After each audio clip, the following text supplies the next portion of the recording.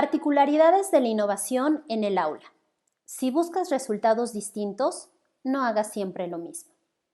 En este video hablaremos sobre cómo se logra el desafío de la innovación educativa a través del desarrollo de nuevas metodologías y no solo en el uso de las tecnologías de la información y de la comunicación.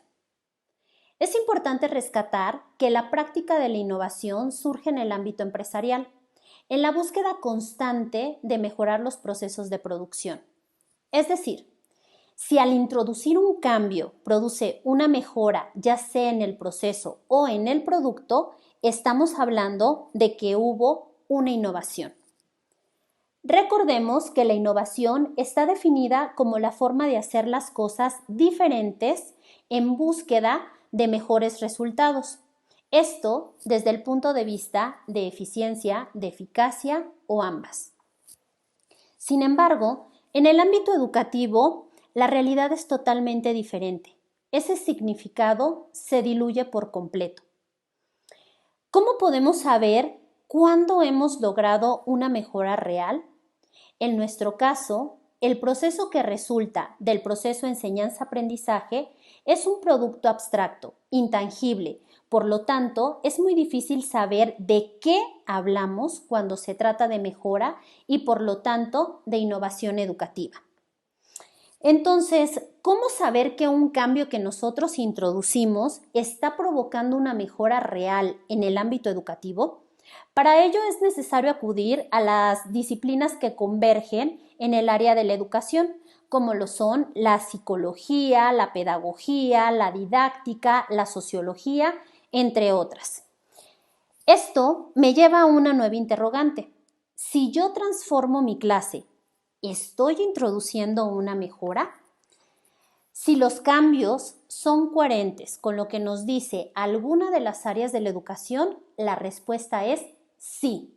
Estoy más cerca de producir innovación educativa. Pero si entiendo por mejora el solicitar a mis alumnos que lean 10 libros cuando antes leían 3 y en función a esa lectura elaboren un ensayo y yo en ningún momento me cercioré de que ellos supieran llevar a cabo el proceso, no les di un seguimiento, no hubo un acompañamiento, entonces definitivamente no estoy provocando un cambio. Sabemos que el aprendizaje no es así, ya que ante una concepción constructivista del aprendizaje y conocimiento, podemos decir que estos se construyen a través del diálogo, del análisis, de la práctica, la confrontación. Por lo tanto, el cambio que debo introducir es aquel que provoque el aprendizaje a través de nuevas metodologías que tengan este fundamento. De esta forma, estaré aproximándome a producir una mejora y, por lo tanto, innovación educativa. En el ámbito educativo, no se puede decir que cualquier cambio implique innovación. Para que haya innovación, hay que acudir a las áreas que nutren a la educación. La educación nunca va a trabajar con productos tangibles, ya que los resultados aluden a cuestiones abstractas. Los resultados que comúnmente conocemos como calificaciones es una forma de representar la medición del conocimiento.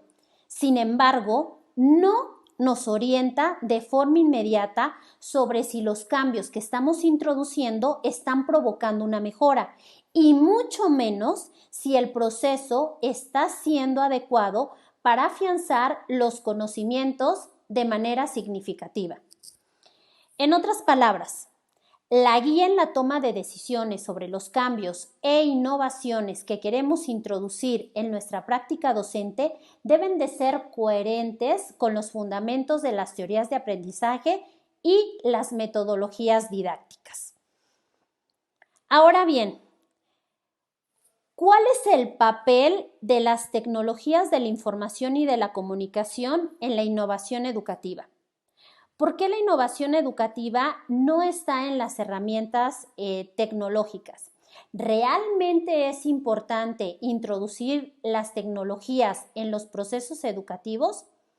Ante este cuestionamiento, yo les puedo decir que desde mi punto de vista, desde el desarrollo de mi práctica docente, la respuesta es sí. Sí debemos introducir las tecnologías en los procesos educativos. No obstante, por la mera introducción de las tecnologías, no estamos produciendo innovación. La innovación nunca está en las herramientas, siempre está en la metodología.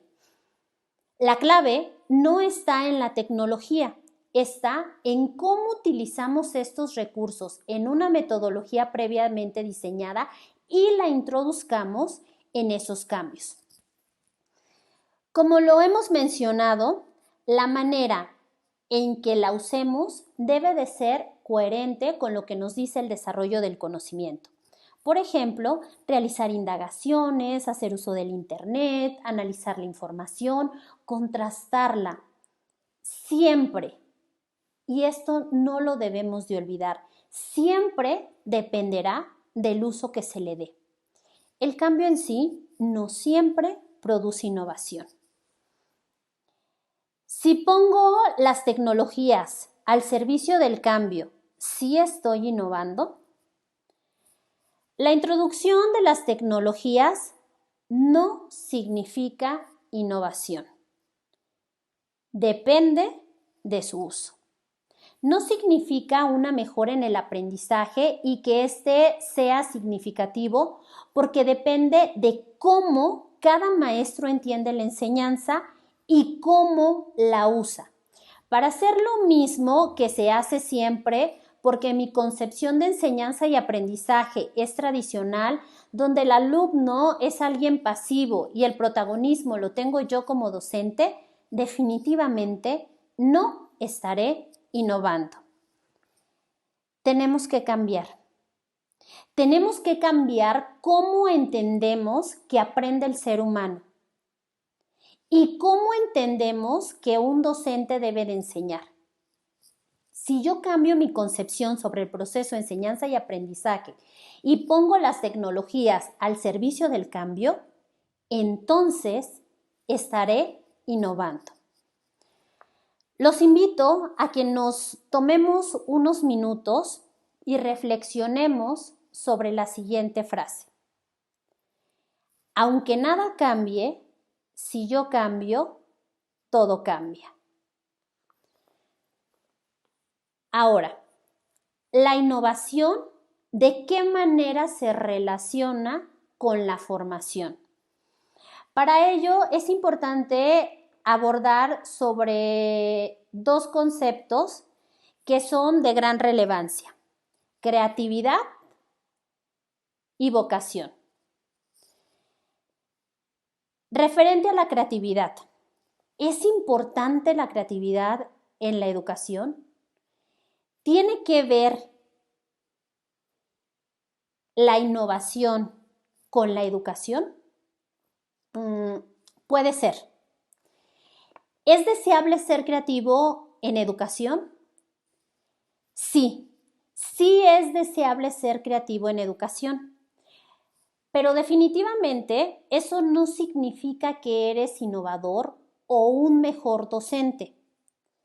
Lo que te hace ser más innovador y mejor docente es la capacidad que tienes para distinguir cuál idea es más potente educativamente hablando. Y eso tiene que ver con los criterios pedagógicos, con la teoría y sobre todo cómo la manejamos. Ahora, respecto a la vocación. La vocación es deseable, pero no es determinante, ya que si no cuento con esos criterios pedagógicos, puedo estar haciendo cosas incongruentes, cosas sin sentido con mi grupo, con mis alumnos, incluso más que aquel o aquella que no tuviera en absoluto vocación.